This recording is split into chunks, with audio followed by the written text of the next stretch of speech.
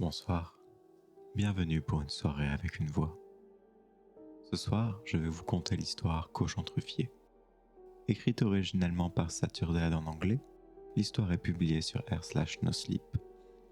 Je vous encourage vivement à aller lire d'autres histoires par le même auteur ou à attendre d'autres soirées avec moi. Un mot avant de commencer.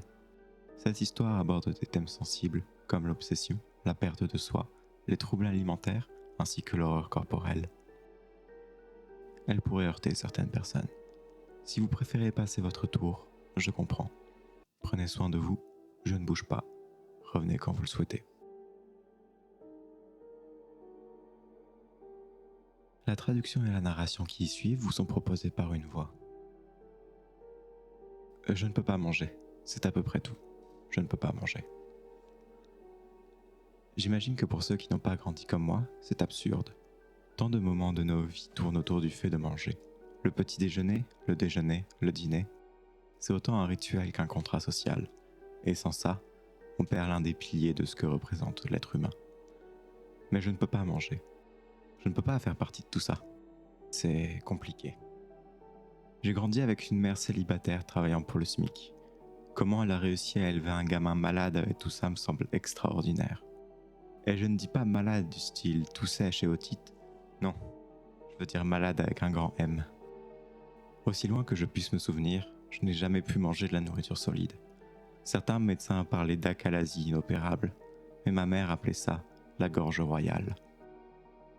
Comme les rois et les reines des temps anciens, disait-elle, ils avaient tellement l'habitude que les servants les nourrissent qu'ils ont arrêté de se nourrir eux-mêmes. C'était un moyen pour elle de me faire sentir spécial, plutôt que maudit. Le problème principal est mon incapacité à avaler. À la place, je dois transformer tout ce que je mange en purée, puis je dois le faire glisser dans ma gorge avec un tube en plastique. Je n'ai le goût de rien, et toute l'opération est dérangeante pour ceux qui regardent. Donc, je garde tout ça très privé quand je dois manger. Bon, je peux quand même avoir le goût et mâcher certaines choses, mais un goût plaisant n'est pas suffisant pour prendre le risque de mourir par étouffement. Je peux boire, au prix d'efforts. Si c'est trop chaud ou froid, ma gorge refuse de fonctionner. Pareil si c'est trop sucré, trop épicé ou trop doux. Et puisque je ne peux pas avaler, je penche juste ma tête en arrière et laisse le liquide couler le long de ma gorge. Parfois, je m'autorise un jus de pomme léger comme friandise, mais je préfère rester sur de l'eau du robinet. Pas de truc à être des bulles non plus. Rien qui ne fait se contracter les muscles de ma gorge. Mais à part ça, j'étais un enfant normal. J'allais toquer aux portes à Halloween et à la fin de la nuit, je donnais mes bonbons à mes amis. En soi, ça m'a rendu imperméable aux harceleurs. Pour eux, j'étais étrange, certes, mais le genre d'étrange qui était rentable. Lorsque qui que ce soit donnait des bonbons, des fruits ou d'autres friandises, je donnais ce que je recevais aux personnes qui me traitaient bien. T'es comme un cochon truffier, me disait mon ami Dawson. Tu peux sentir toutes les friandises, mais tu ne peux pas en avoir pour toi. Et c'est comme ça que mon surnom commença, Cochon Truffier. Je ne sais pas si c'est un genre de mythe ou de légende urbaine, mais on dit que les cochons truffiers ne doivent jamais manger les truffes qu'ils sont entraînés à trouver. S'ils le font, ils sont inutiles. Ils se préoccupent tant de trouver des truffes pour eux-mêmes qu'il ne resterait plus rien. Ils y goûtent une fois, puis c'est fini. Je recevais occasionnellement un mot désobligeant ou un regard sournois à propos de mon surnom, mais la plupart des gens le disaient avec amour. Ce n'était jamais vraiment sournois ou malsain. Il est passé de cochon truffier à truffier, à ruffier, puis finalement à Ruff ou Ruffy. Et j'imagine que le nom est resté depuis. J'ai passé mon bac et j'ai obtenu un boulot sur un bateau à palourde.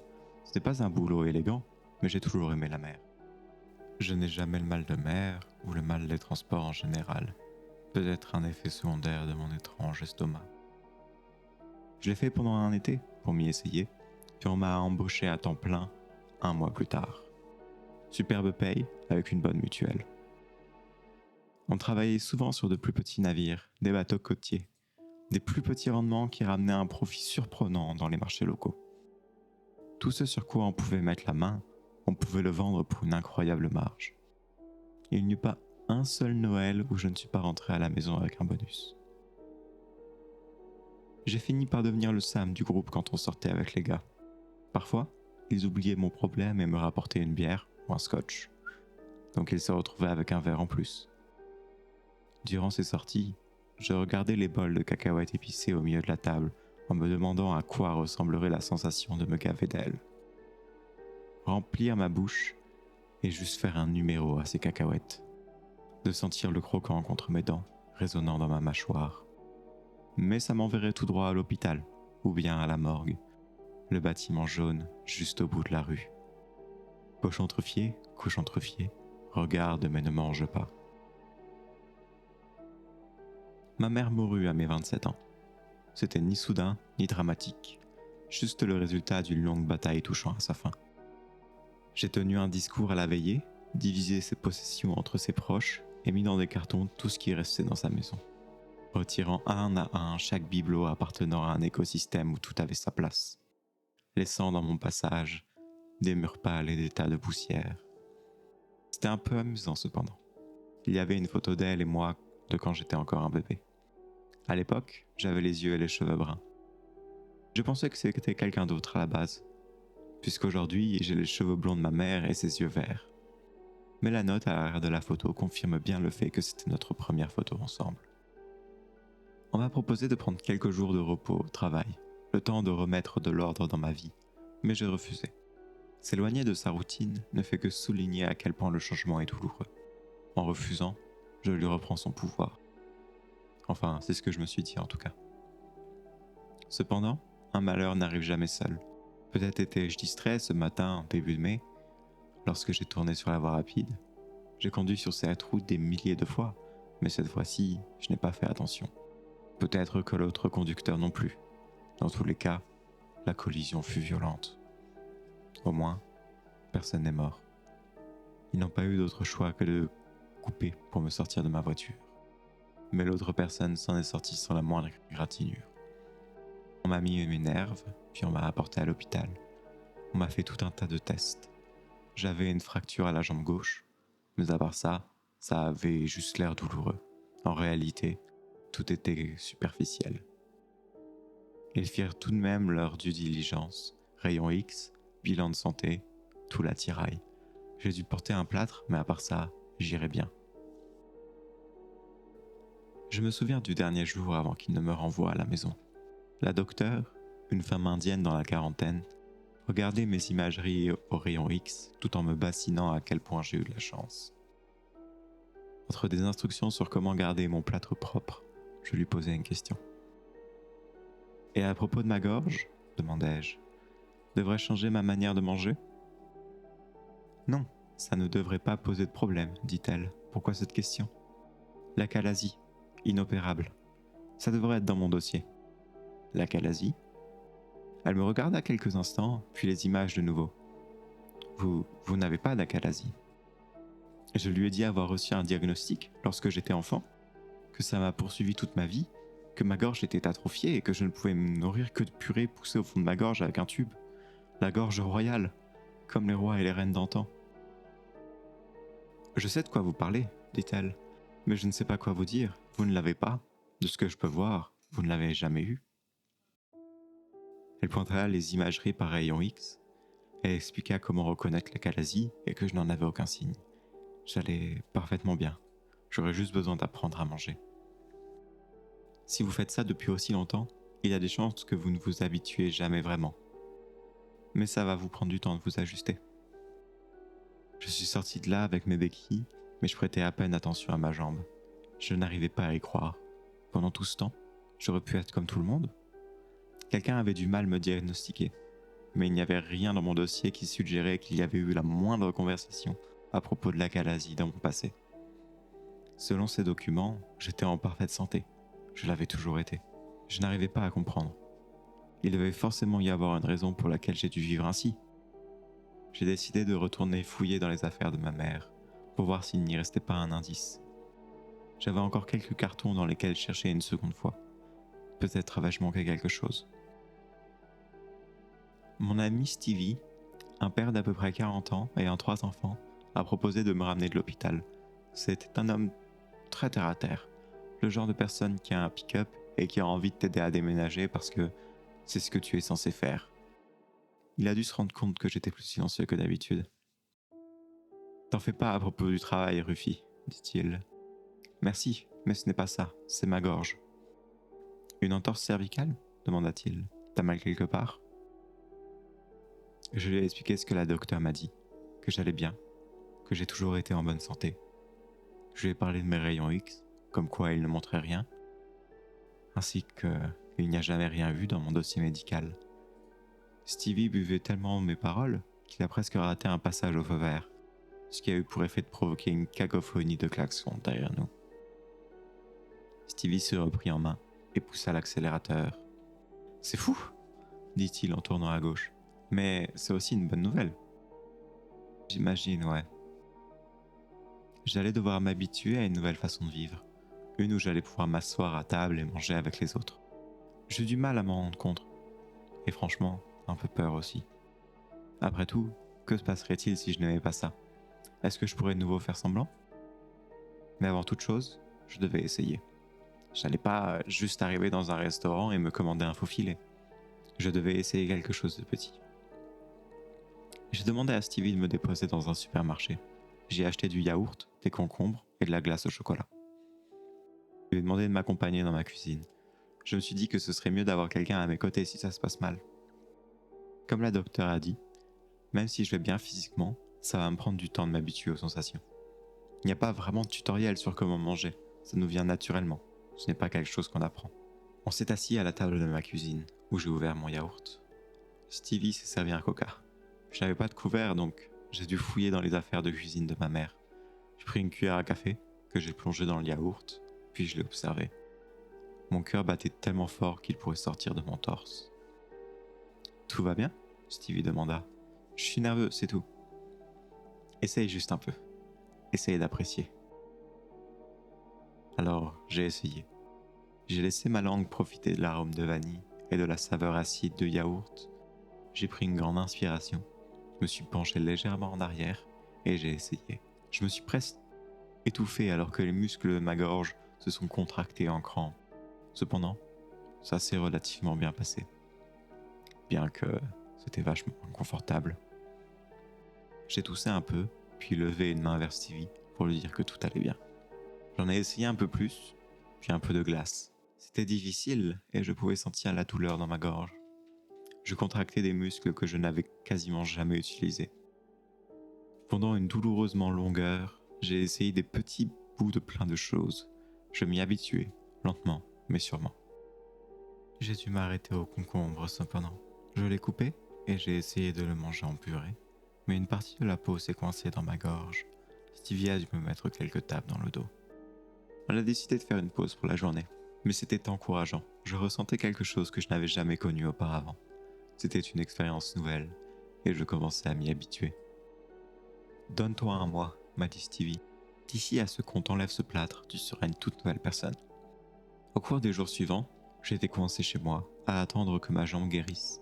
En attendant, j'ai pris le temps de fouiller dans les affaires de ma mère, des vieux annuaires jusqu'aux albums photos. Il y avait beaucoup de photos de moi bébé, mais elles n'étaient pas vraiment classées.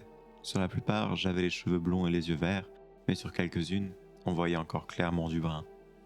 Je pouvais aussi voir certaines choses changer chez ma mère. Ses cheveux devenaient plus longs, les cernes sous ses yeux se creusaient. Mais il y avait d'autres choses aussi. Il y avait une photo où elle allaitait, et une autre prise peu après où elle utilisait un biberon. Il y en avait aussi une où elle semblait avoir eu un accident. Elle portait un bandage qui montait jusqu'à son épaule. Pendant ce temps, je faisais de la microdose alimentaire. Des petites cuillères de glace et de yaourt, de la purée avec un peu de sauce, un sorbet à la fraise.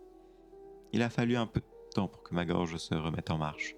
Mais au bout de quelques jours à peine, j'arrivais à avaler sans difficulté, ou presque. Le premier aliment solide que j'ai mangé, c'était une cacahuète salée. Je l'ai mâché si longtemps que ma mâchoire s'est mise à me faire mal, et quand j'ai enfin avalé, j'ai senti un picotement dans mon cou, comme des pièces de puzzle qui s'emboîtent enfin. J'étais soulagé au point d'en pleurer. J'ai fini par manger tout le paquet, laissant un vieil épisode de Friends résonner en fond. Mais tout ce que j'entendais, c'était le craquement des cacahuètes contre mes dents parfaites. C'était une sensation incroyablement satisfaisante. Le goût, la texture, le contact en bouche, et en plus de tout ça, la réalisation que j'avais encore tellement de choses à découvrir. c'en était euphorique. Je voulais garder mon premier vrai dîner pour une occasion spéciale avec mes collègues de travail. Pas juste Stevie, mais toute l'équipe. Mon plâtre n'était pas encore complètement guéri, donc j'avais encore un peu de mal à me déplacer, mais il était hors de question que ça m'empêche de passer une soirée incroyable. Un vrai dîner de fête, un bon steak, un cocktail de crevettes, du pain à l'ail, je ne me suis pas retenu. Je crois que mes collègues ont senti le changement parce qu'ils se sont montrés tout aussi enthousiastes pour commander. On a bu un peu, on a balancé quelques blagues et on a laissé toutes les manières à la porte d'entrée. Juste des gars entre potes. Dès que j'ai commencé à manger mon cocktail de crevettes, j'ai senti quelque chose. Une montée d'énergie soudaine, comme une décharge électrique. Je sentais mes pupilles se dilater et j'étais incapable de fermer les yeux. Ma respiration devenait courte et mon pouls ne cessait d'accélérer. C'était comme si j'étais drogué ou en train de lutter pour ma vie. J'ai cru un instant faire une réaction allergique, alors je me suis forcé à m'arrêter pour faire un bilan mental. Je me sentais bien, j'étais bien. En fait, j'étais même en pleine forme. Au moment où mon steak est arrivé, les autres ont levé leur verre. « À la bonne bouffe !» a dit Stevie, et aux bons amis. Les autres ont répété le toast, mais avant qu'il n'arrive à « bons amis », j'avais déjà planté mes dents dans la viande, et je sentais le jus couler dans ma bouche. Cette sensation est difficile à décrire. C'était comme si je n'avais pas simplement mangé un steak, mais entendu, quelque part au fond de ma tête, le cri de mort de la vache. Je me sentais grogner comme un prédateur, enfonçant mes dents dans le steak comme un tigre en chasse. Je rêvassais les yeux ouverts, regardant le rouge de la viande pulser comme un cœur invisible. Et quelque part, je pouvais entendre Stevie dire quelque chose, sans être capable d'entendre les mots. J'ai mordu, fort, déchirant la viande. Mes dents étaient douloureuses, comme si elles poussaient pour sortir de ma bouche, cherchant toujours plus de viande. Et à chaque seconde qui passait, le restaurant disparaissait dans la brume, jusqu'à ce que quelque chose de froid m'éclabousse le visage. J'étais au sol, mes collègues se tournaient en cercle autour de moi. Un des serveurs a appelé une ambulance.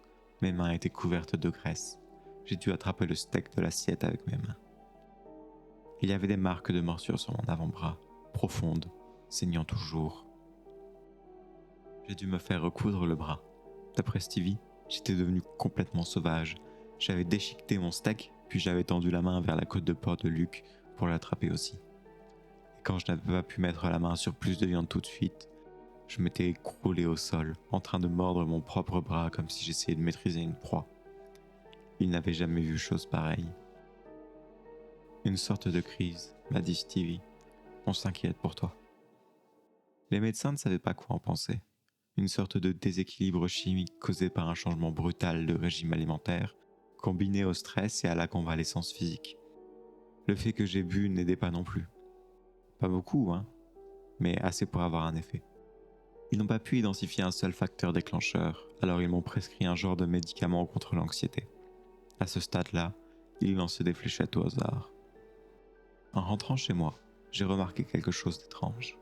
Il y avait une fissure sur le côté de mon plâtre. Je venais juste de sortir de l'hôpital et tout allait bien là-bas, donc ça avait dû arriver récemment. J'ai pensé à y retourner, mais j'ai un peu fléchi la jambe et elle allait bien. Et en quelques minutes, le plâtre s'est détaché tout seul. Ma jambe était guérie. Bon, je ne suis pas médecin, mais je ne ressentais rien d'anormal. Je pouvais y mettre du poids, marcher, fléchir le pied, pas la moindre douleur. La seule chose que je pouvais remarquer d'inhabituel, c'était une sorte de petite excroissance cutanée sur le côté gauche de ma cuisse. Au début, j'ai cru que c'était un long poil, mais c'était trop épais et recouvert de peau. Le toucher ne me faisait pas mal, alors je l'ai simplement arraché et regardé. Petit point de sang est apparu, mais rien de grave. La chose bougeait pendant que je la tenais. Elle se contractait encore et encore, comme un insecte en train de mourir, ou comme les pattes d'une crevette. J'ai reçu un appel de mon patron le lendemain matin. Il insistait pour que je prenne un peu de congé, conformément à l'avis du médecin. Ils étaient impatients de me revoir, mais de toute évidence, je n'avais pas encore pris mes marques dans ma nouvelle situation. Une façon très diplomatique de dire que je mettais les gens mal à l'aise, et qu'ils avaient besoin de temps pour effacer l'image de moi en train de me ronger le bras comme une bête sauvage.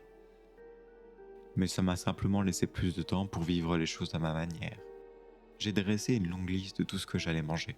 Du porc, du poulet, de la dinde, peut-être quelque chose d'un peu plus inhabituel comme de l'alligator, au moins 3 types de poissons, du crabe et tous les fruits que je pourrais trouver au supermarché. Cela dit, les fruits ne m'excitaient pas autant. Il y avait quelque chose dans le fait de mordre dans de la viande qui était bien plus satisfaisant. J'aimais le goût des fruits et des légumes, mais la texture de la viande avait quelque chose que je n'arrivais pas à expliquer. En même temps, c'était la première fois que je découvrais la nourriture. Je n'avais aucun moyen de savoir que ce n'était pas normal. En rentrant de mes courses, je suis allé dans la salle de bain pour me laver les mains. J'ai remarqué quelque chose dans le miroir. Mes yeux avaient l'air différents. La pupille semblait rectangulaire. Je pensais que c'était un simple effet de lumière, mais je n'arrivais pas à me défaire de cette impression que quelque chose allait changer. Mais j'étais trop excité pour m'en soucier. J'allais me régaler. Alors je me suis lavé les mains, je me suis aspergé le visage et je me suis précipité dans la cuisine. Au début, je suivais un système. Je faisais des petits tests avec des échantillons, des bouchées de viande prêtes à être avalées tout rond. J'ai préparé quelques morceaux dans une poêle, d'autres au four, et j'ai même acheté l'un de ces airfryers pour tester de nouveaux combos. J'ai mis de la musique et je me suis éclaté. Tout était si riche, si succulent, des différentes textures, différents goûts et encore tout un monde à découvrir. Je pouvais m'imaginer la mer salée couler entre mes doigts en mordant la viande de crabe. Je pouvais sentir la texture des plumes en avalant une tranche de dinde. Et j'ai adoré chaque seconde. J'ai dû passer presque 13 heures de cette manière, en mangeant, encore et encore et encore. Les magasins fermèrent et ouvrèrent, et j'étais le premier en ligne pour acheter toujours plus. Je devais ressembler à rien, parce que c'est ce que le regard du caissier disait en tout cas. Je tombais de fatigue sur la table à manger, tenant toujours mon prochain morceau de viande, une aile de poulet, un steak tomahawk ou encore un hamburger béni des dieux. Je fermais les yeux et continuais de manger, m'assoupissant entre chaque bouchée. C'était le paradis. Sans le savoir sur le moment, j'ai passé 49 heures en tout à faire ça. J'étais abasourdi par la viande, sans avoir conscience de ce qui se passait autour de moi. J'ai raté des appels, des rendez-vous, des emails et même des factures à payer. Je ne me suis inquiété d'absolument rien, et mon petit système originel n'était plus. C'était devenu un marathon. Quand ma cuisine fut vidée, j'ai roulé jusqu'à la salle de bain. J'avais l'impression de porter un sac à dos militaire à la place de mon ventre. J'en perdais l'équilibre. J'ai dû m'appuyer contre le mur pour m'empêcher de tomber en avant. J'étais effrayé à l'idée de me regarder dans le miroir, mais je l'ai tout de même fait. Mes pupilles étaient devenues complètement horizontales. La peau de ma jambe gauche s'était durcie comme une espèce de carapace. Mes dents avaient changé, se retrouvant grandies et dentelées. Mes ongles se sont recourbés en griffes, et dans mes cheveux poussaient de longs tubes creux, comme les petites plumes d'un oisillon. Ma langue était épaisse et décolorée, ma peau devenant brune, rougeâtre, avec des taches blanches comme le lait. Je me suis observé sans vraiment comprendre que c'était moi, que c'était un miroir qui me montrait. C'était moi, mais ce n'était plus moi. Et c'est à ce moment que j'ai réalisé deux choses. Premièrement, j'étais en train de me détruire. Toute cette histoire était ce que ma mère voulait empêcher. Deuxièmement, je n'ai nullement l'envie d'arrêter. Je dois continuer. Je fouillais les affaires de ma mère entre deux repas. C'est difficile de reconstituer une vie une fois qu'elle est partie, mais c'est encore plus dur quand on pensait déjà savoir à quoi elle ressemblait. Mais la vie de ma mère était très différente de ce que j'avais pu imaginer. Bien sûr, mon père restait un mystère. Il n'y avait aucune mention de lui, à part le fait qu'il s'était rencontré à un concert punk dans les années 90. Mais elle avait eu une vie bien remplie depuis. Elle avait eu des amis, des amants et des projets bien à elle. Mais une chose ressortait particulièrement. Comment j'avais perdu mes cheveux et mes yeux bruns. D'après ce que je pouvais reconstituer, elle s'était blessée d'une manière ou d'une autre, et c'est après ça que j'avais changé. C'était à peu près à l'époque où elle était passée de l'allaitement au biberon. Une pensée dérangeante me traversa l'esprit. Je repensais à ce que j'avais fait avec ce steak, à la manière dont je l'avais dévoré. Est-ce que j'aurais pu faire quelque chose de semblable? Avais-je donc toujours été ainsi? J'ai essayé d'en trouver plus de réponses, plus d'images, plus de tout. Et pendant tout ce temps, je mangeais encore et encore et encore. Quand je n'eus plus de viande, je passais aux fruits. Et quand je n'eus plus de fruits, je passais aux légumes, puis au beurre, puis au yaourt, et enfin aux glaçons à l'arrière du frigo. À un moment, il devait être 3 heures du matin, et je feuilletais frénétiquement un album photo de mes années lycée. Et rien de particulièrement intéressant, mais je me suis rendu compte qu'il ne me restait plus rien à manger. Et pourtant, je mâchais encore. En baissant les yeux, j'ai vu que j'avais commencé à arracher les boutons de la télécommande et à les croquer comme s'il s'agissait de petites noix de cajou en plastique. Mais je m'en fichais. Je devais manger. Je rongeais tout ce qui me passait sous la main, le pied de la table de la cuisine, le fil de cuivre de ma lampe de chevet. J'ai brisé un verre à vin sur ma planche à découper et je l'ai réduit en quelque chose qui ressemblait à du sel. Et je l'ai mangé aussi. Je ne ressentais rien, c'était juste une texture de plus, une texture merveilleuse, rassasiante. J'étais dans un état second. Et la fois suivante où je me suis regardé dans le miroir, je pouvais à peine comprendre ce que je voyais. Quand le changement est rapide et naturel, il est difficile à remarquer. On ne le voit vraiment que lorsqu'on s'arrête assez longtemps pour y prêter attention. Si on court un marathon, on ne s'arrête pas au milieu pour se peser, on attend d'avoir franchi la ligne d'arrivée. Pour moi, c'était pareil. Je n'ai pris conscience des changements que lorsque je me suis enfin arrêté assez longtemps pour y réfléchir. Je n'étais plus humain. Mes mains étaient devenues une sorte d'amalgame entre le sabot et la griffe. Mon dos s'était voûté, avec une crête semblable à celle d'un poisson qui courait le long de ma colonne vertébrale. Mes yeux avaient 3 couleurs différentes, et l'un d'eux sortait de son orbite. Si je me concentrais, je pouvais le faire rentrer et sortir, comme une tige oculaire de crabe. Quelques-unes de mes dents étaient transformées en verre et en céramique. Je pouvais voir des câbles de cuivre passer sous certaines parties de mon biceps droit. Tout ce que j'avais consommé avec appétit s'était intégré à moi d'une manière ou d'une autre. Je ne pouvais pas appeler à l'aide. Mon empreinte digitale ne déverrouillait plus mon téléphone. Je n'arrivais plus à former de mots avec ma bouche. J'étais devenu une prison de chair. On est ce qu'on mange. Je perdais la notion du temps. Un jour, j'avais une queue qui traînait derrière moi, un autre, une aile à la place d'un bras. Tout mon corps bouillonnait, comme un chaudron en ébullition, se transformant à chaque bouchée. Mais comme il ne restait plus rien à manger, il se dévorait lui-même. Il consommait les dernières parties de moi qui étaient encore humaines. J'avais déclenché un processus qu'on ne pouvait plus arrêter, et il préférait se retourner contre lui-même plutôt que de me laisser mourir de faim. Il n'y avait personne à appeler à l'aide. J'arrivais à peine à fermer les stores de mes fenêtres. Je passais la plupart de mon temps sous la douche, à boire de l'eau directement d'un tuyau cassé. Je restais là pendant des heures, à boire, à me regarder muter, et d'une certaine manière, je pouvais même influencer le processus. Un autre doigt, pensais-je, et il y aurait un autre doigt. Mais c'était de plus en plus difficile de penser, de comprendre, de rassembler mes pensées de façon cohérente. Peut-être que plus de choses avaient changé que ce que je croyais. Après tout, le cerveau est un organe, tout comme le cœur, la gorge et la langue. Je perdais de longues périodes dans un flou brumeux. Je me souviens avoir attrapé un oiseau sur le rebord de la fenêtre et l'avoir avalé en entier, comme on croque un raisin. Je me promenais en rongeant les rideaux comme s'ils étaient de longues ficelles de spaghettis. Mais d'une certaine manière, je savais que je me perdais.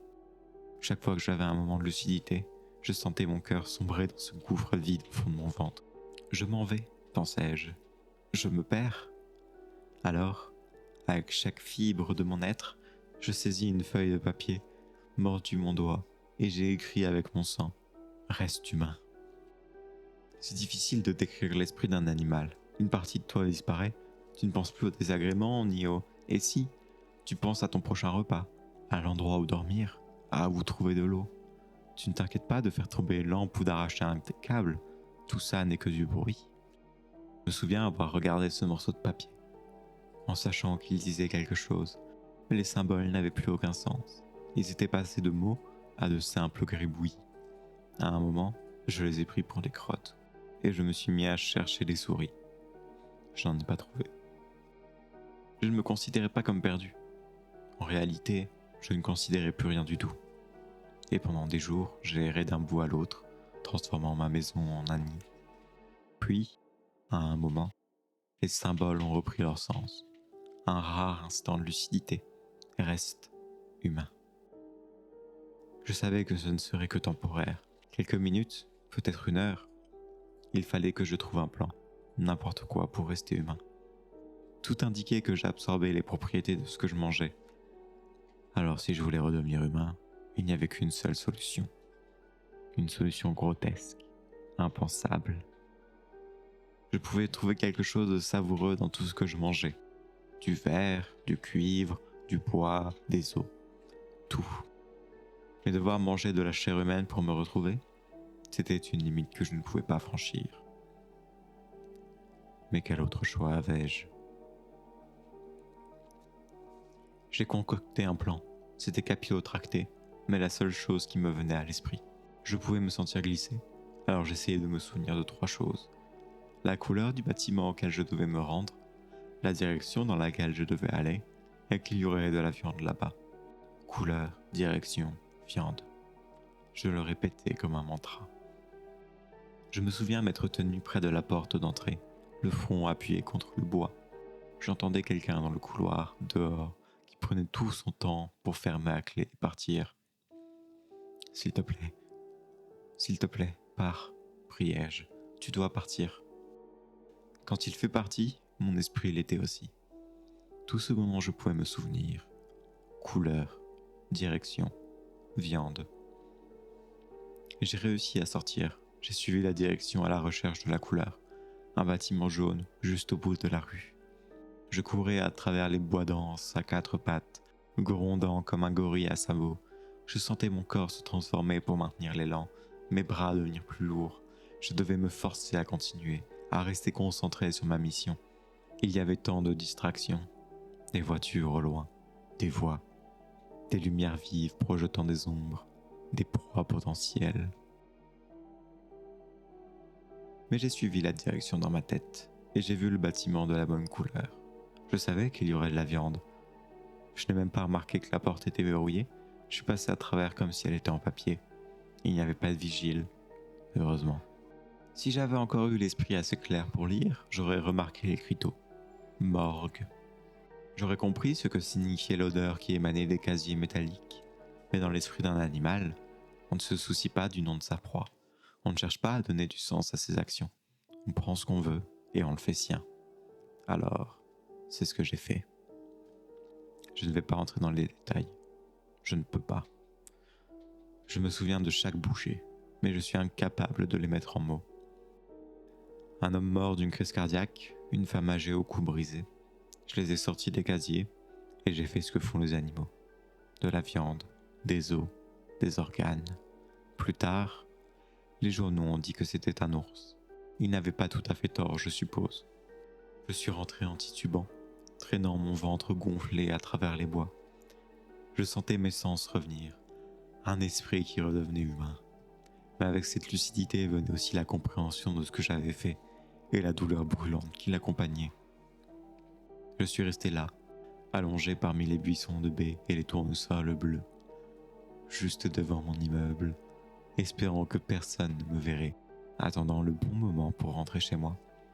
Mais honnêtement, à ce moment précis, je pense que j'aurais préféré mourir. Nous voilà de retour au commencement. Je ne peux pas manger. Mes cheveux ont poussé, devenu un mélange de noir et de gris, une combinaison des 2 personnes portées disparues à la morgue. Mon visage ressemble encore au mien. Je suppose que cette partie-là était restée enfouie quelque part en moi. Je suis un peu plus grand, un peu plus lourd, mais mes collègues ont mis ça sur le compte d'un changement d'alimentation. Je suis retourné à une alimentation entièrement à base de purée, le même vieux tube, directement dans l'estomac. Je ne peux pas me permettre de me perdre à nouveau dans les sensations. Je me fais plaisir avec un peu de fruits de temps en temps et un verre d'alcool à l'occasion, mais je ne prends plus de vrais repas. Je ne veux pas tenter le destin plus que je ne l'ai déjà fait. Je suis de retour au travail et je pense que je m'en sors plutôt bien. Les gens me regardent comme ils l'ont toujours fait. Personne ne remet en question le fait que je sois revenu à ce qui fonctionne pour moi. Ils ont bien vu que quelque chose clochait quand j'ai commencé à manger. Il ne voulait pas revoir ce Rufi-là, et ça me va très bien. Bien sûr que je veux en savoir plus, mais la seule personne qui aurait pu me dire la vérité est morte. Il n'y a plus aucune piste, plus aucun signe. La seule chose que j'ai trouvée, c'est une curiosité parmi les vieilles lettres de ma mère. Je l'avais manquée une première fois, parce qu'elle était coincée dans sa collection de cartes d'anniversaire, mais c'était une note manuscrite d'un expéditeur anonyme. Je t'ai dit de ne pas l'allaiter.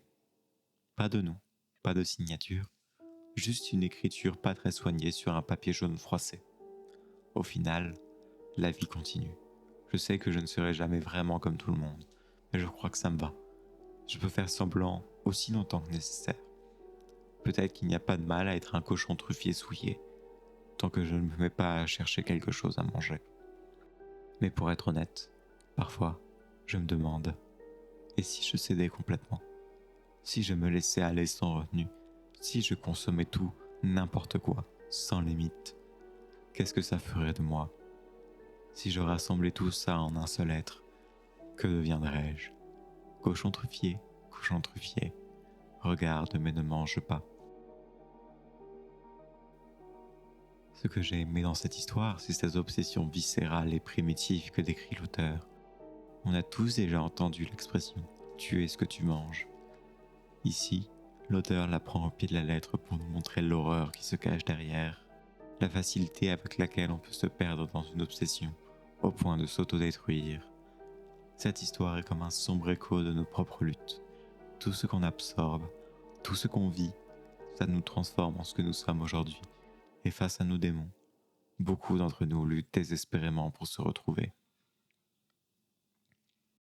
L'histoire est finie, mais je reste là. Prenez le temps de vous reposer. Et n'oubliez pas, faites de beaux rêves.